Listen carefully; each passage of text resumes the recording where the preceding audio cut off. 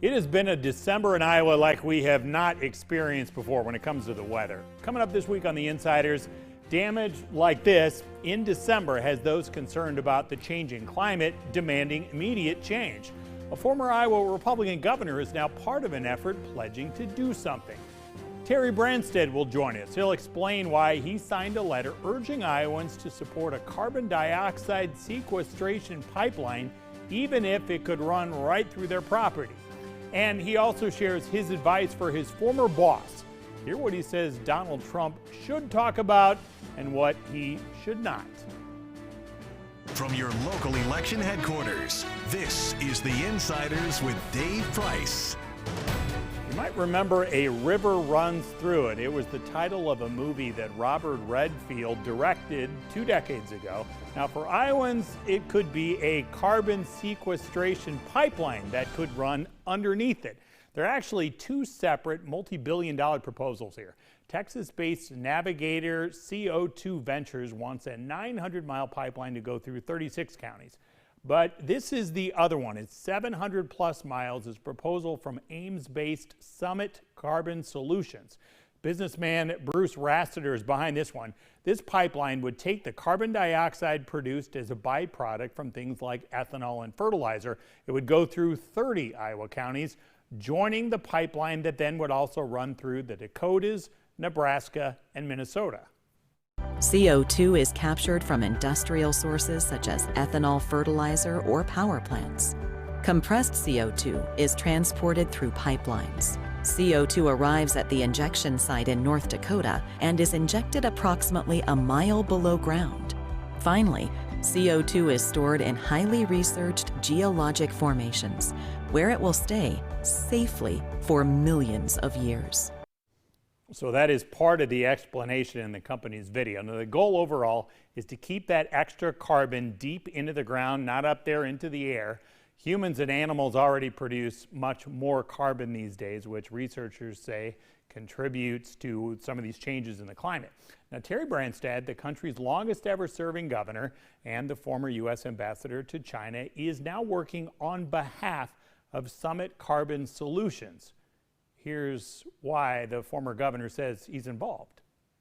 I have been a strong supporter of ethanol for at least 40 years.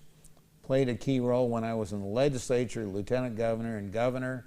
Iowa is the leading ethanol producing state. It's made a real difference.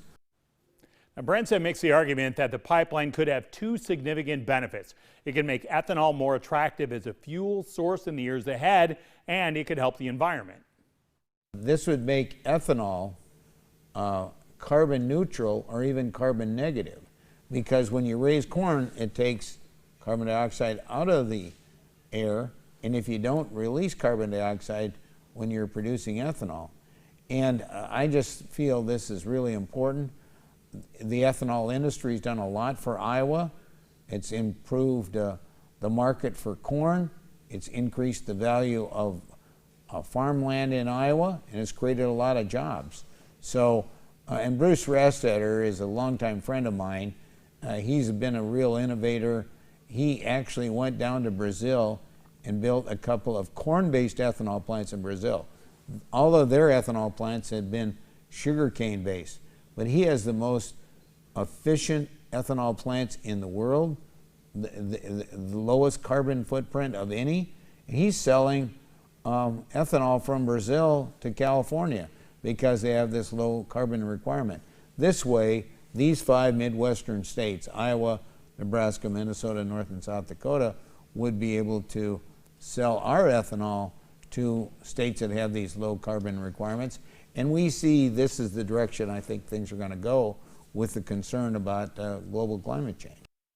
So that is part of his sales pitch. This one is too. Branstad had signed off on a letter, went to Iowa landowners potentially in the pipeline's path.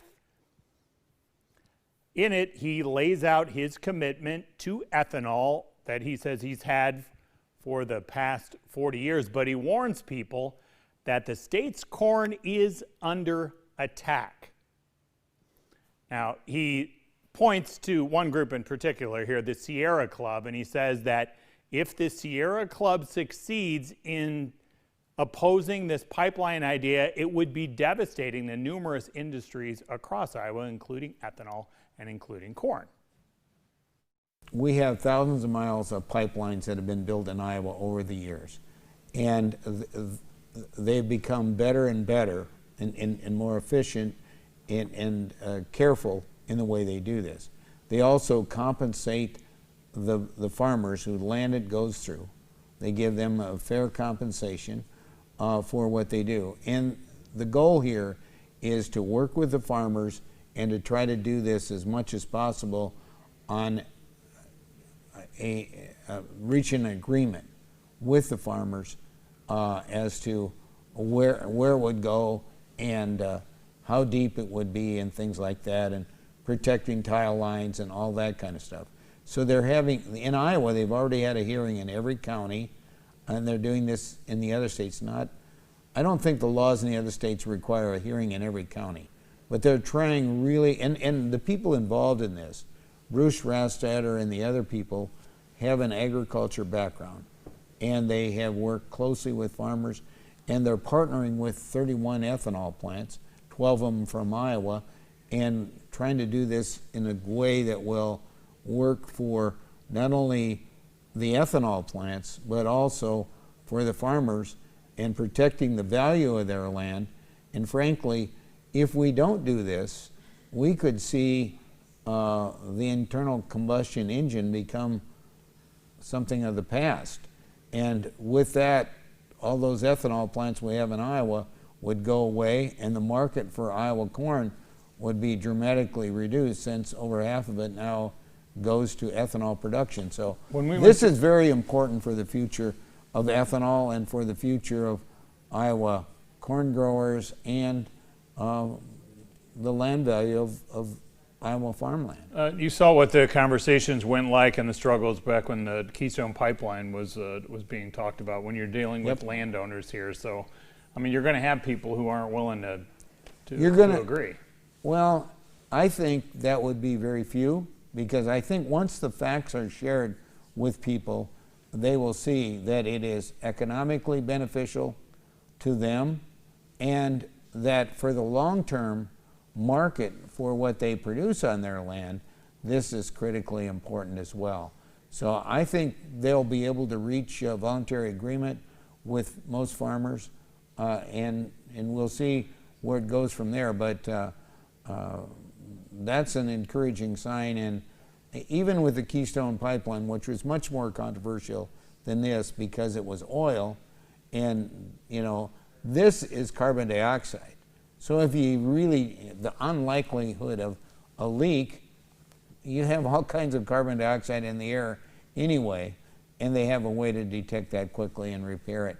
So I just don't see a real problem from that perspective.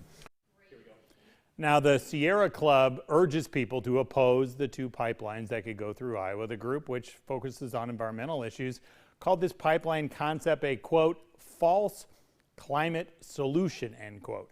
The Sierra Club contends that it's just a way to extend the life of oil, ethanol, and coal industry, so its preference is to focus instead on what it considers true solutions to the climate crisis. Things like investing in solar, wind, battery storage, conservation, and efficiency. Coming up next, we'll talk a little politics with Iowa's former governor and what he says Democrats did to help turn this state more Republican.